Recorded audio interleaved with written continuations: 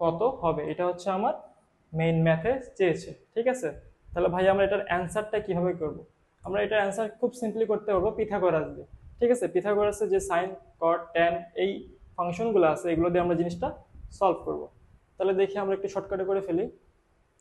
যেমন দেখো, এই যে টাওয়ার, এখানে হচ্ছে 30 ডিগ্রি, আর এটা হচ্ছে 100। ঠিক আছে, তাহলে আমার এই ডিস্টেন্সটা লাগবে। তাহলে দেখো, আমরা যদি পিথাগোরাসের একটা ট্রায়াঙ্গেল ইউজ করি সেক্ষেত্রে এটা হচ্ছে আমার লম্ব, আর এটা হচ্ছে আমার ভূমি। তার মানে আমার বেসিক্যালি একটা ভূমি বের করতে হবে একটা সমকোণী ত্রিভুজে। ঠিক আছে, তাহলে তাহলে এখানে আমরা কোন ফাংশনটা ইউজ করব, সাইন, ট্যান নাকি কস? সো যেহেতু লম্ব আর ভূমি আছে তার মানে আমরা ইউজ করবো ট্যান। কারণ আমরা ট্যান মানে জানি কি, tan theta is equal to লম্ব বাই ভূমি।